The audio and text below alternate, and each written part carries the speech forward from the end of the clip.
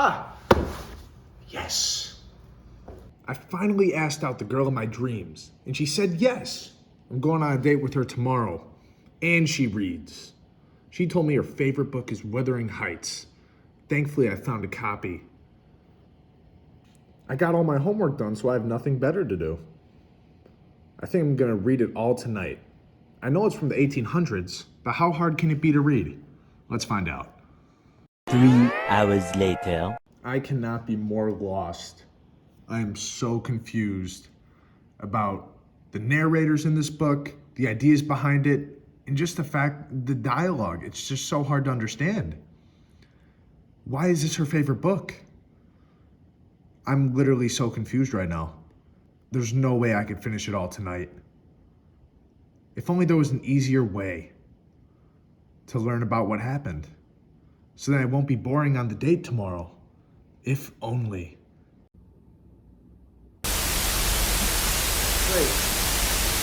what's that noise? Good evening, everyone, and thank you for tuning into this segment of Nelly's News, the #1 news station for all of the drama that happens Nelly Dean between from Wuthering Heights Wuthering and Heights? Cross Grange. What? I am your host, Nelly Dean.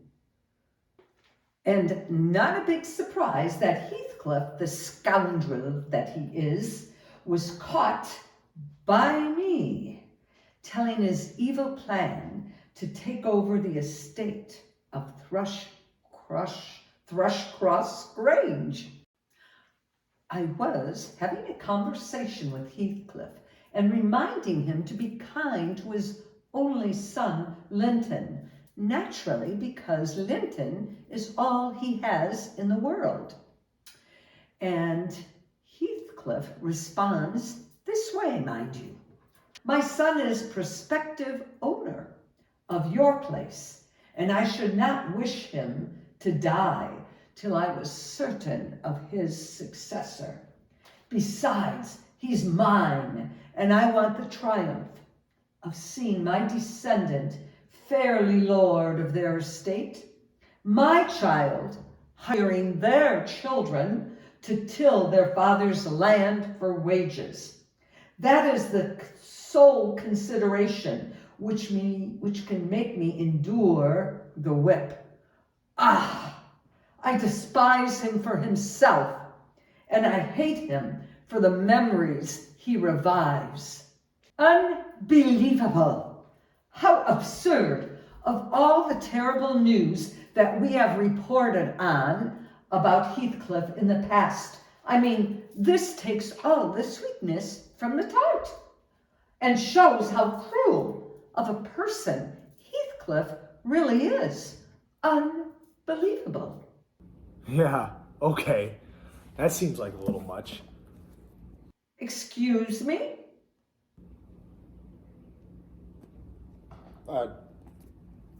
Are you talking to me? Yes, I'm talking to you.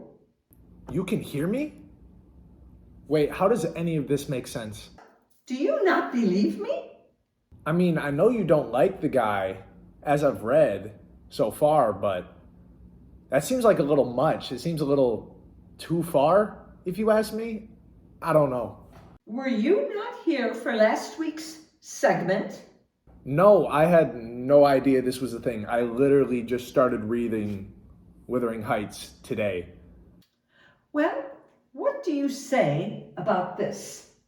In last week's segment, I recall another conversation with Heathcliff where he declares his evil intent for who is technically his brother, Hindley. And I quote, "Not if I might have the privilege of flinging Joseph off the highest gable and painting the house front with Hindley's blood." Oh, good heavens, pardon me, but as I have said many times in past segments, Heathcliff is a fierce, pitiless, wolfish man. Oh, and he'd crush anyone like a sparrow's egg, except, of course, the sweet Catherine. If this is all off of memory, am I just supposed to believe you? Like, word for word? That's what he said? I'm switching channels. I'm gonna see what else is on. Well, hello, friend, and welcome to Linking with Mr. Lockwood, where we go over the history of events of what's happened between the states of Wuthering Heights and Thrushcross Grange. This day can't get any weirder.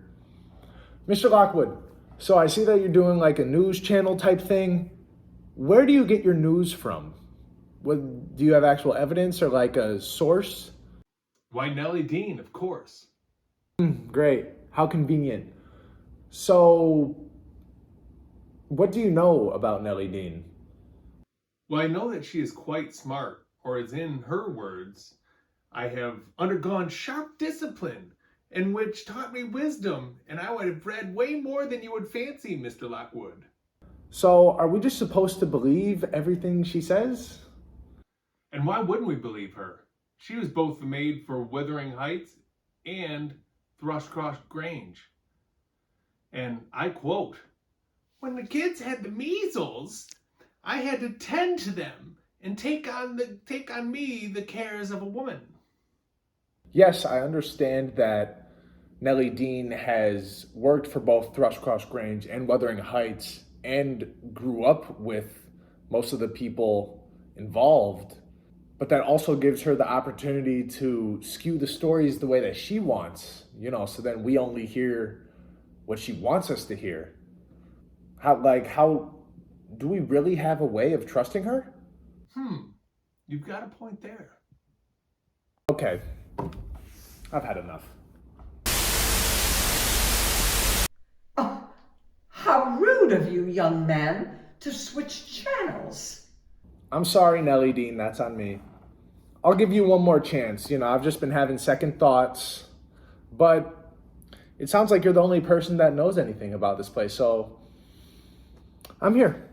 Well, okay then. In other news, it should be any day now that Hindley and Catherine marry.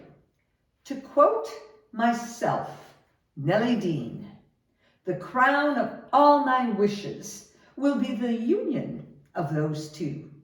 I shall envy no one on their wedding day.